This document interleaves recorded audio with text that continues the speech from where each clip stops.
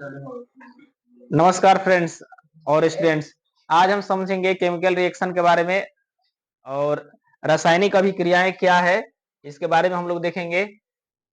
देखते हैं रासायनिक अभिक्रियाएं एवं इनका समीकरण। यहीं तक आज हम क्लास को आपको दिखाएंगे। ठीक है, देखिए रासायनिक अभिक्रिया क्या है। जब कोई पदार्थ अकेले या किसी दूसरे पदार्थ से अभिक्रिया करके एक नया पदार्थ का निर्माण करता है, उसे ही हम रासायनिक अभिक्रिया कहते हैं। जैसे यहाँ पे मैंने लिख रखा है आपके लिए। ठीक, देखिए जब कोई पदार्थ अकेले सिंगल हो या किसी अन्य पदार्थ से क्रिया करके या किसी दूसरे पदार्थ से क्रिया करके एक नया पदार्थ का निर्माण करता है, उसे ही रासायनिक अभिक्रिया कहा जाता है। तो रासायनिक अभिक्रिया में अकेले ही कर सकता है या किसी अन्य पदार्थ से अभिक्रिया करके कर देगा, उसे ही रासायनिक अभिक्रिया कहते हैं। जैसे अगर आपसे पूछा जाए तो आप ये बताइएगा, जैसे H2 प्लस O2, ठीक है।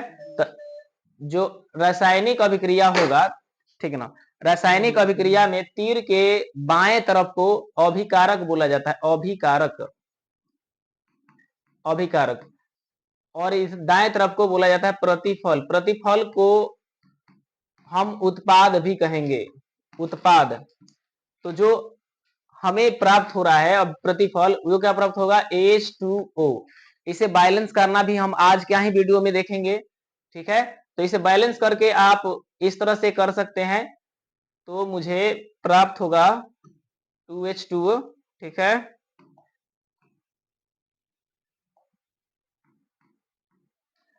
इसे ही हम रासायनिक अभिक्रिया कहेंगे क्योंकि इसमें दो पदार्थ है, यानी हाइड्रोजन एक पदार्थ है और ऑक्सीजन एक पदार्थ है। इन दोनों पदार्थों के मिलने से एक नया पदार्थ का निर्माण होता है जिसका नाम है जल।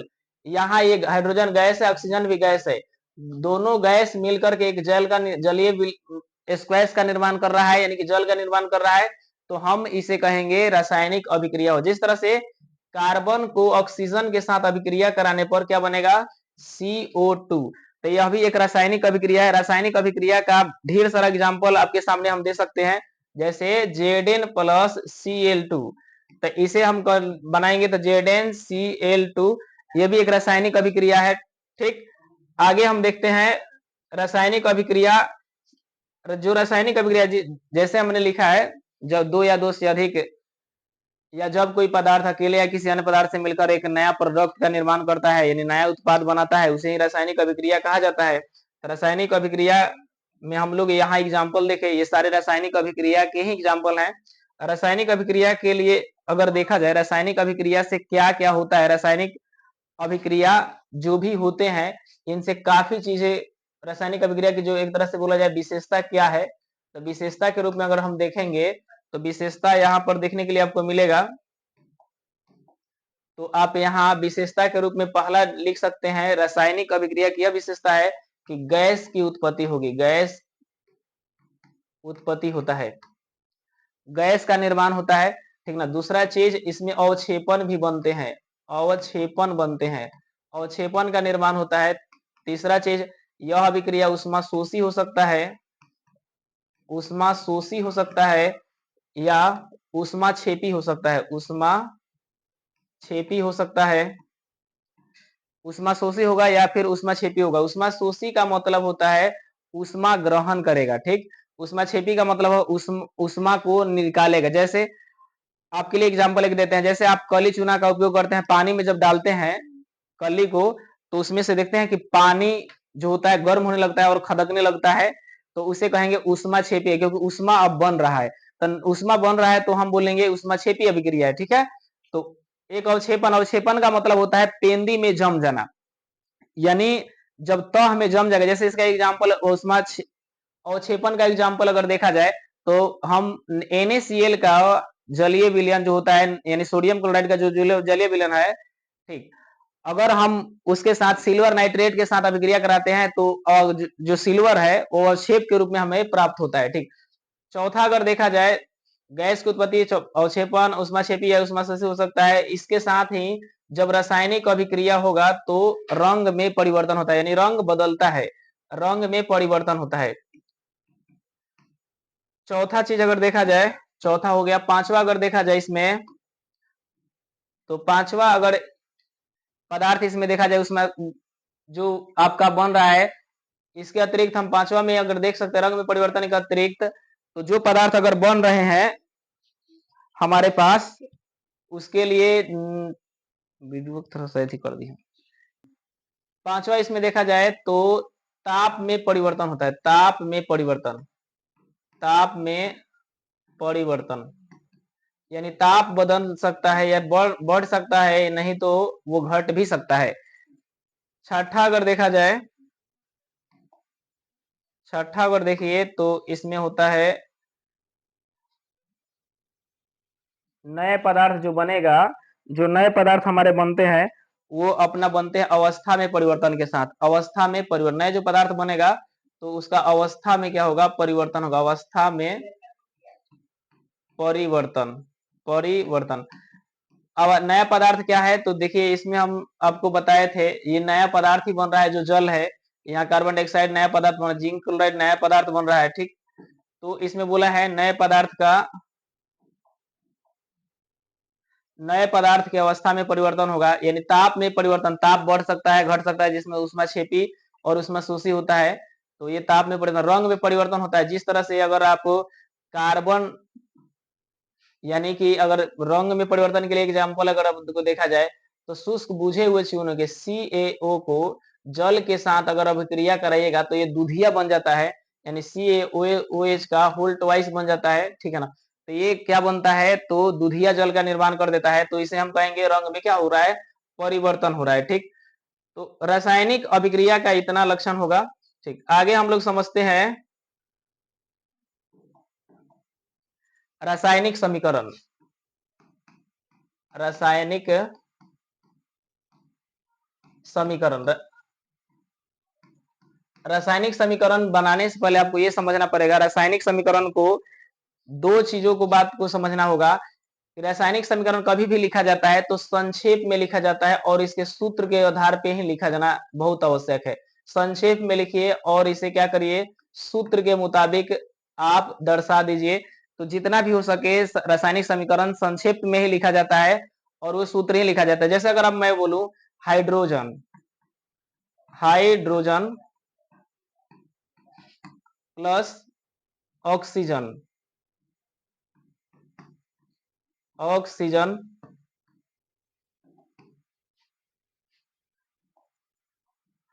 तो यहाँ तीर हम देके लिखेंगे hydrogen oxide, hydrogen, hydrogen oxide, oxide. तो यहाँ देखने के लिए यह हमें शब्द में के आधार पे नहीं लिखना चाहिए, शब्द के आधार पे एक तरह से रासायनिक समीकरण को ठीक उतना ना माना जाता है। हालांकि लिखने के लिए लिख सकते हैं लेकिन उतना ज्यादा, क्योंकि ये जो भाषा है ये हिंदी भाषा है, ये दुनिया इंटरनेशनल भाषा नहीं है। लेकिन संकेत को कभी भी लिखा जाता है तो सूत्र के आधार पर और संक्षेप में लिखता है। हाइड्रोजन का क्या सूत्र होता है, तो H2 हाइड्राइड के रूप में लिखा जाता है। ऑक्सीजन को ठीक उसी तरह से क्या किस के रूप में लिखा जाता है, O2 के रूप में लिखा जाता है। इसी तरह से जल जो हाइड्रोजन ऑक्साइड जो प्राप्त होता है, यानी जल बोला जाता है, H2O के रूप में प्राप्त होता है, ठीक। तो यहाँ पर अगर देखने के लिए प्राप्त होता है कि हमें यहाँ हाइड्रोजन को हाइड्राइड के रूप में लिखे, ऑक्सीजन को ऑक्साइड के रूप में लिखे, और यहाँ ये जो तीर है, यहाँ इस तीर को, इस तीर के बाएं तरफ, बाएं तरफ जो है, बाएं तरफ है, इसे बोला जाता है अभिकारक, अभिकारक। और ये जो दाहिने तरफ हो रहा है इसे बोला जाता है उत्पाद, उत्पाद। रासायनिक समीकरण अगर देखा जाए जितना यहाँ पे हमने लिखा है, यानी H2 हाइड्रोजन, यहाँ हाइड्रोजन के कितने परमाणु है, तो हम कहेंगे 2 परमाणु है। यहाँ ऑक्सीजन कितने परमाणु है, तो 2 परमाणु है।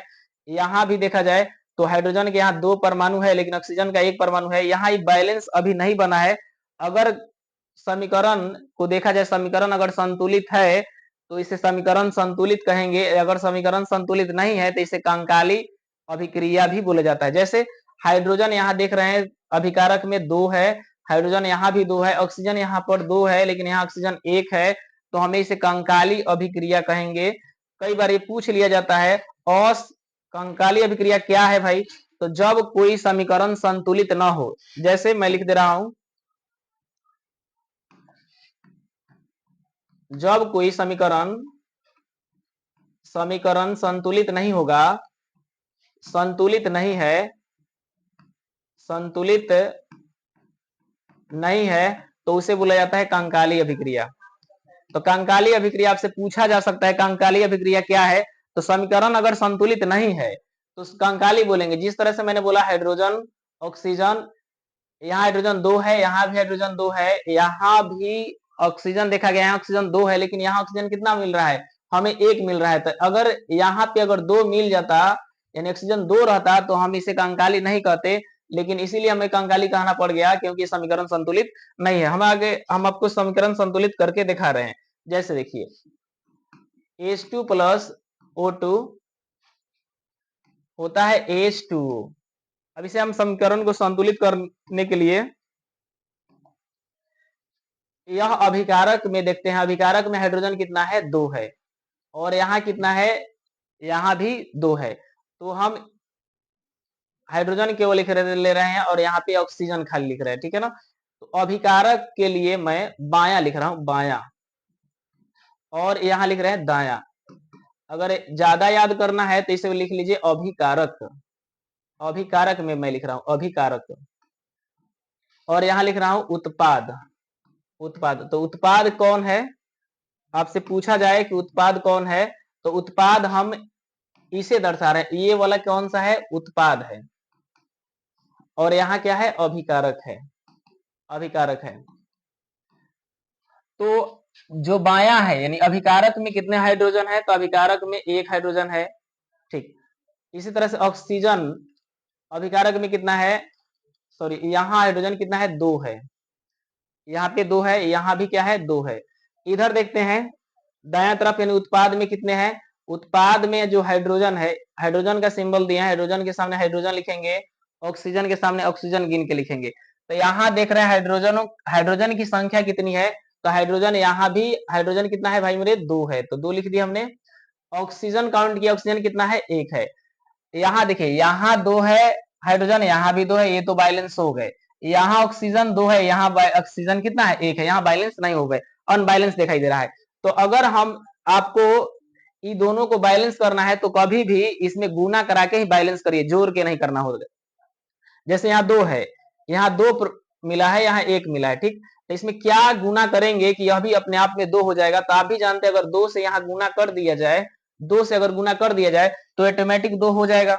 तो हम यहाँ क्या करेंगे? यहाँ से 2 गुना करा लेंगे। 2 से जब गुना करा लेंगे, 2 से हम जब गुना कर लेंगे तो यहाँ जो प्रोडक्ट है ओवरऑल, यहाँ जो ऑक्सीजन की जो मात्रा हमने लिखा है 1 था, 2 से गुना करें, यह जो 2 है सीधा सामने आके गुना करेगा, कभी भी आगे ही आता है, ठीक। अगर 2 से गुना कर लिया, अब फिर से बैलेंस। अब देखिए यहाँ हाइड्रोजन कितना है, आपने लिखा हाइड्रोजन यहाँ 2 है तो 2, ऑक्सीजन इधर कितना है, तो ऑक्सीजन यहाँ 2 है तो मैंने 2 लिखा। अब दाएं तरफ ही काउंट कर लीजिए, हाइड्रोजन कितना है दाएं तरफ में, तो हाइड्रोजन यहाँ काउंट हो रहा है तो 4। अब यह तो हो गए 4, तो इसका मतलब है ये 4 हो गया है, तो 4 हो गया तो हम इसे 4 लिख देते हैं।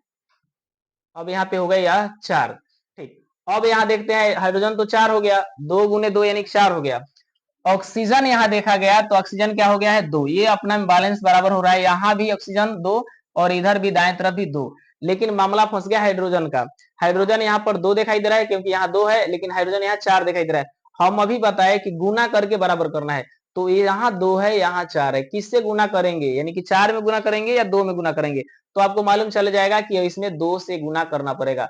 यानी हाइड्रोजन जहां है उसके आगे 2 लगा दीजिए। हाइड्रोजन कहाँ है मेरे भाई? तो हाइड्रोजन यहाँ पे है, दिखाई दे रहा है, तो यही इसी के आगे 2 हम लिख देंगे। अब फिर से बैलेंस करके देखिए, ऑटोमेटिक 100% बैलेंस दिखाई देगा।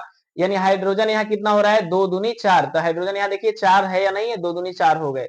ऑक्सीजन कितना है? 2 है, यहाँ भी ऑक्सीजन कितना है? 2 है।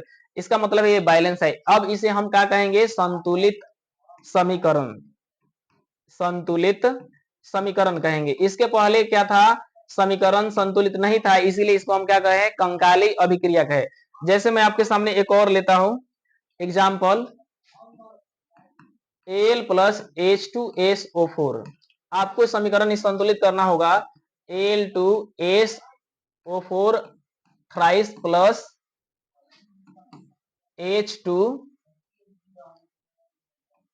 ओ, इसको अब बैलेंस करना होगा तो अब करके देखिएगा किस तरह से हो सकता है। वीडियो थोड़ा दिख रहा था।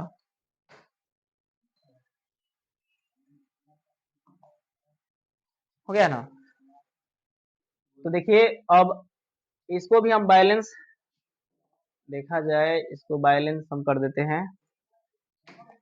आप भी एल्युमिनियम को लिखिए, एल्युमिनियम कितना है, हाइड्रोजन कितना है, सल्फर कितना है यानी गंधक कितना है। इसके साथ ही हम SO4 साथ ही साथ लिख देते हैं क्योंकि आपके लिए आसानी हो। ठीक, काउंट करिए बाएं पक्ष। एल्युमिनियम बाएं तरफ कितना है विकारक में, तो एल्युमिनियम दिखाई दे रहा है 1, तो मैं यहाँ पे 1 लिख दिया। फिर हाइड्रोजन कितना है, तो हाइड्रोजन यहाँ पे 2 दिखाई दे रहा है, तो मैं 2 लिख दिया। SO4 सल्फेट कितना है, तो यहाँ पर मुझे दिखाई दे रहा है केवल 1 SO4 यहाँ पे। हालांकि इसे ब्रेक करके भी लिख सकते हैं, एस अलग O4 अलग लिख सकते हैं, लेकिन मैं नहीं लिख रहा हूं क्योंकि SO4 साथ ही चलेगा। ठीक है, तो यहाँ पर SO4 क्या है, 1 ही है, तो मैं यहाँ पे 1 ही लिखा। दाएं तरफ देखते हैं एल्युमिनियम कितना है, तो एल्युमिनियम यहाँ दिखाई दे रहा है 2। SO4 कितना है, SO4 यहाँ ध्यान से देखिए, SO4 कितना दिखाई दे रहा है, यहाँ पे 3 दिखाई दे रहा है, तो यहाँ पे हम लिख देते हैं 3। हाइड्रोजन यहाँ कितना दिखाई दे रहा है, तो हाइड्रोजन यहाँ पे, सॉरी गड़बड़ हमने कर दिया, हमें काउंट करना है हाइड्रोजन को। तो दाएं तरफ हाइड्रोजन कितना है, यहाँ पे 2 दिखाई दे रहा है, तो 2। SO4 देखना है, SO4 कितना है 3, तो यहाँ पे हम 3 लिखेंगे। SO4 के सामने जितना होगा उतना लिखना पड़ता है। ठीक, SO4 बाएं तरफ 1 था, यहाँ देखिए SO4 1 था तो 1 लिखे। SO4 फिर यहाँ दिख रहा है SO4 3 है, तो मैंने 3 लिखा।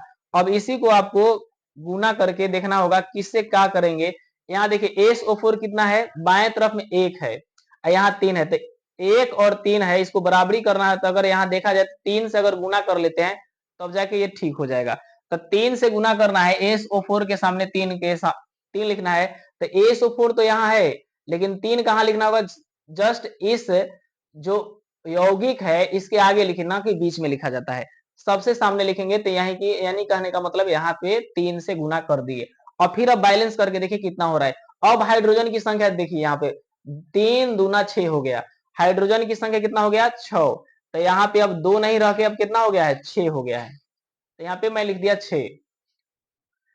अब देखिए यहाँ पे सल्फेट कितना हो गया है, तो 3, तो 3 तो हो गया मामला ठीक है। अब इधर बाएं तरफ देखते हैं एल्युमिनियम कितना है, तो एल्युमिनियम 1 है, तो यहाँ भी एल्युमिनियम 1 है। यहाँ एल्युमिनियम कितना हो रहा है, यहाँ पे 2 हो रहा है। ठीक, लेकिन यहाँ पे अभी भी अब गड़बड़ चल रहा है, यहाँ एल्युमिनियम दिखाई दे रहा है 2 दाएं तरफ, और यहाँ एल्युमिनियम दिखाई दे रहा है, तो कितना से गुना करना होगा। तो अगर 2 और 1 को देखा जाए ध्यान से, तो पता चलेगा इसमें 2 से गुना करेंगे तो जाके बैलेंस मेरा बनेगा। तो एल्युमिनियम जहां मिलेगा वहां 2 से गुना करा लीजिए, यानी एल्युमिनियम यहाँ है तो एल्युमिनियम में 2 से मैंने गुना करा लिया। अब फिर से बैलेंस देखते हैं मेरा बैलेंस सही है या गलत है। आप फिर से एक बार देखिए, अब एल्युमिनियम अब ओवरऑल पूरा देखा जाए, एल्युमिनियम अभिकारक में कितने हैं 2, इधर भी देखिए एल्युमिनियम कितने हैं 2, ये भी मामला ठीक है। हाइड्रोजन कितना है, तो 3 दूना 6 हुआ। हाइड्रोजन यहाँ कितना है, तो हाइड्रोजन यहाँ पे अभी 2 ही दिखाई दे रहा है, तो कितना से गुना करेंगे, हाइड्रोजन अभी 2 ही दिखाई दे रहा है, इसका मतलब यहाँ 3 से अगर गुना करा देते हैं तो ये भी हो जाएगा 6, तो यानी कि यहाँ 3 हम लिख देंगे, तो 3 गुना हो जाएगा 6।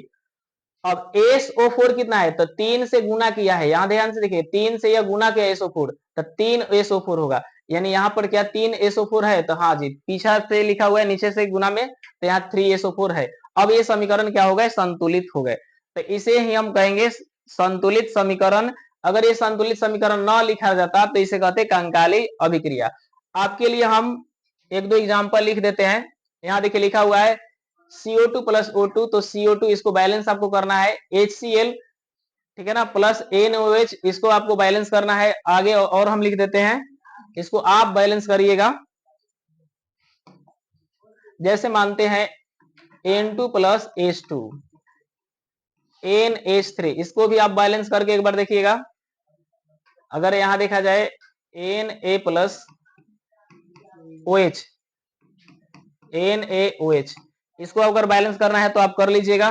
ठीक, आगे हम एक एग्जांपल और आपके लिए लेकर आते हैं कि आपको सही सलामत समझ में आए। जैसे देखिए, अगर मैं बोलूं Cu, जैसे Zn प्लस CuSO4, तो हम लिख देते हैं ZnSO4 प्लस Cu। यहाँ पे देखिए, यहाँ ये तो बहुत आसान है, इसे ऐसे ही काउंट करके देख सकते हैं। क्या यह समीकरण संतुलित है या नहीं, ऐसे गिन लिया जाए। जिंक की इधर कितना है, बराबर, सॉरी, तीर के इधर देखा जा रहा है, यानी कि बाएं तरफ LHS में देखिए जिंक कितना है, तो एक यहाँ दिखाई दे रहा है, तो जिंक यहाँ दिखाई दे रहा है एक, ये भी ठीक है। तांबा कितना दिखाई दे रहा है, तांबा एक है, यहाँ भी तांबा एक है, ये भी ठीक है। SO4 कितना दिखाई दे रहा है, एक है, यहाँ भी SO4 एक है। तो इसे हम कुछ भी नहीं किए, यानी यह ऐसा समीकरण आता है तो आपके लिए बहुत ही अच्छा होगा, क्योंकि ऐसे समीकरणों के लिए ज्यादा कुछ नहीं करना है, जो कहते हैं यहाँ सही है, इसमें कुछ भी मैं गुना नहीं कराया अपने से, ना करना ही है, ठीक है ना। ऐसे ऐसे समीकरणों का आप आराम से हल कर सकते हैं। जैसे एक और लेते हैं हम, Fe प्लस H2SO4, तो आप FeSO4 लिख लीजिए प्लस H2, इसे भी आप बैलेंस करा लीजिए ताकि आपके लिए एक बेहतर सा माहौल मिल सके। यहाँ एक और हम लिख लेते हैं, एक बार प्रीवियस करके हम लोग देख लेते हैं क्या क्या हमने सीखा। ये आपके लिए होमवर्क है, या मैंने इस समीकरण को संतुलित करके दिखा दिया है। अभिकारक क्या है, उत्पाद क्या है, प्रतिफल क्या है। आइए हम समझते हैं। एक जैसे मैंने यहाँ पे लिया था N2 प्लस H2 NH3 होता है, यहाँ पे और भी समझा जाए। यहाँ पे और हम आपको बता दे रहे हैं इसमें परमाणु कितने हैं। अगर आपसे पूछा जाए कि परमाणु कितना है, तो परमाणु कितना है, तो यहाँ पे 2 बताइएगा, क्योंकि यहाँ 2 परमाणु दिखाई दे रहा है। नाइट्रोजन कितने हैं, 2 है। अगर आपसे पूछा जाए कि इसका जो, इसमें अगर आपसे पूछ लिया जाए परमाणु कितना है, अगर ठीक इसी तरह से यहाँ भी पूछ लिया जाए इसका परमाणु कितना है, तो यहाँ भी 2 परमाणु है। और यहाँ इसको परमाणु पूछा जाएगा तो यहाँ कितने परमाणु, यहाँ भी, यहाँ दिखाई दे रहा है 1, तो यहाँ 1 हम बोलेंगे परमाणु है। यहाँ 1 परमाणु है, क्योंकि आगे का ही देख के आपको बता देना है परमाणुओं की संख्या। ठीक, अगर इसे बैलेंस करने के लिए बोला जाए नाइट्रोजन कितना है और हाइड्रोजन कितना है, बैलेंस हम कर रहे हैं। नाइट्रोजन यहाँ पे दिखाई दे रहा है 2, हाइड्रोजन यहाँ दिखाई दे रहा है 2। यहाँ पे नाइट्रोजन कितना है, 1 है, और यहाँ पे हाइड्रोजन कितना है, 3 है। तो ओवरऑल इसको देख लेते हैं हम क्या करना है। यहाँ 2 है, यहाँ 3 है, इसी को हम बैलेंस करना सीख रहे हैं। यहाँ 2 है, यहाँ पे 3 है, कि क्या करेंगे कि यह दोनों बैलेंस हो जाएगा। तो अगर यहाँ 2 और 3 का है, यहाँ जोड़ के नहीं करना है, सीधा सीधा बात, इसका एलसीएम कर लिए। 2 और 3 का एलसीएम कितना होगा, 6, यानी 2 में कितना से गुना करना है, 3 से, अर्थात यहाँ 3 से गुना कराइए। इस हाइड्रोजन में हमें कितना से गुना करना है, 3 से, तो यहाँ पे आप 3 लिखिए। यहाँ 3 दूनी कितना होगा, 6, यानी 2। इस हाइड्रोजन में कितना से गुना करना है, 2 से, तो यहाँ 2 से गुना कराइए। ठीक, तो जब 2 से गुना कराइए, करा लिए, तो अब आप मिला सकते हैं। नाइट्रोजन यहाँ कितना है, नाइट्रोजन यहाँ 2 है, ये भी ठीक है। नाइट्रोजन यहाँ कितना है, यहाँ अब हो गए 2, यानी 1 की जगह पर अब क्या हो गया है, 2 हो गया है। हाइड्रोजन कितना हो रहा है, 3 दूनी 6, हाइड्रोजन कितना हो रहा है, 3 दूनी 6, ये भी ठीक है। हाइड्रोजन यहाँ देखिए, यानी 2 गुना करेगा 3 से, 2 3 6, ये भी हाइड्रोजन अपने आप में सही हो गया है। ठीक, आगे के लिए हम अगला वीडियो 2 बनाएंगे इस केमिस्ट्री के लिए। तब तक के लिए हम आप सबसे दुआ आशीर्वाद मांगते हैं। जय हिंद, जय भारत।